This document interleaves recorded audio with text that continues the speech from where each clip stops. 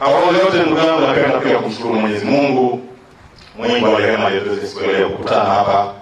Lakini pia nichukue nafasi hii kwa kweli kumshukuru Mheshimiwa Rais na Amiri Jeshi Mkuu kwa kunileta kuwa mkuu wa mkoa hapa nyumbani. Lakini najua historia yangu, nilikuwa mkuu wa jeshi la polisi miaka mingi, karibu miaka 6. Nikatoka nikaenda kwa balozi Zimbabwe, takriban mkataba wangu miaka 2 na kitu. Nimerudi nikasikia nimekuwa kwa mwenyekiti wa bodi ya madini. Sijakaa kidogo nikajikuta nimekuwa mkuu wa mkoa wa Kigoma.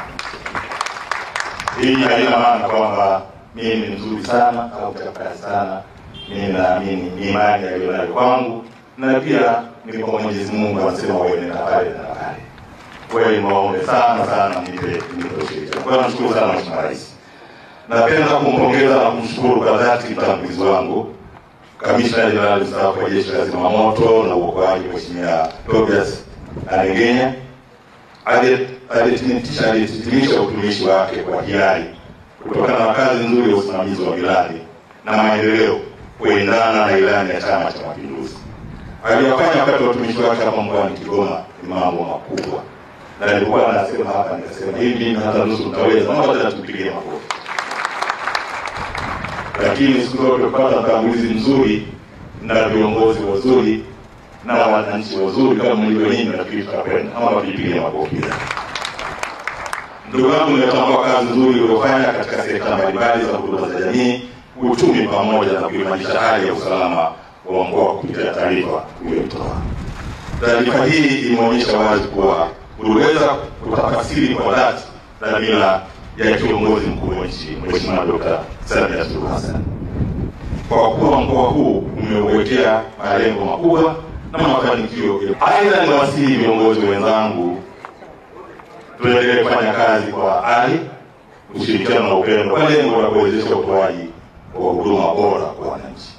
Ndugu viongozi na waalikwa wote, nina imani kuwa tutatekeleza majukumu yetu kwa kushirikiana na uratibu mkubwa ili tuweze kutimiza malengo na dhamira ya Mheshimiwa Dr.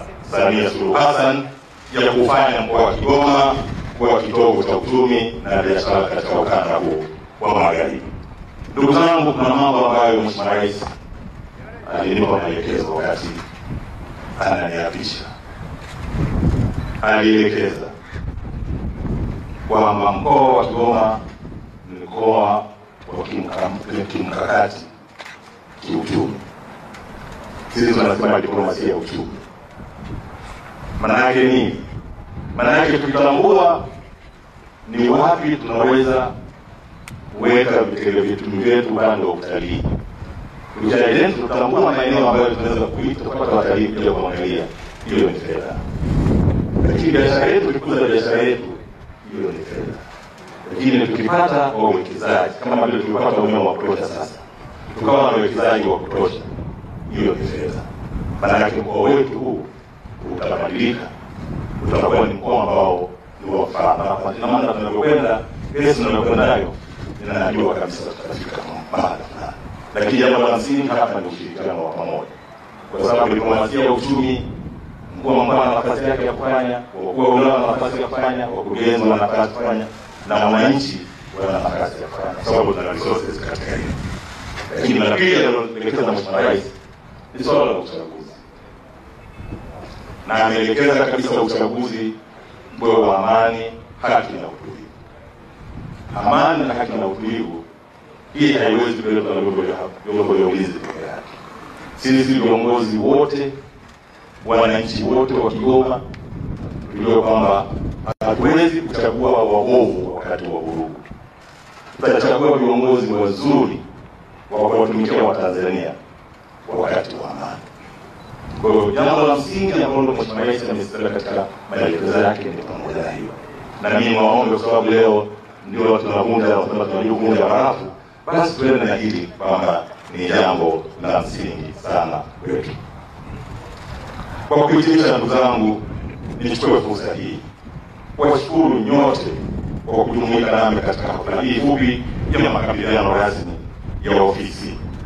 Asanteni sana kwa kunipokea, kwani mapokezi haya yanatoa ishara ya upendo mkubwa na ushirikiano mlionao katika kutekeleza majukumu ya kuhudumia wananchi. Mheshimiwa Rais mstaafu, nimepokea taarifa ya makabiliano. Nilikuahidi kufanya ufuatiliaji na kutekeleza yale ambayo yanaweza kutekelezeka kwa haraka. Baada ya kusema hayo, nashukuru sana waandishi wa habari, nashukuru wote kwa pamoja. Mungu awabariki wote. Jamhuri ya Muungano wa Tanzania. Lakini niseme ile ofisi inaitwa Tume ya Mkuu wa Mkoa. Ile ofisi ni yetu wote.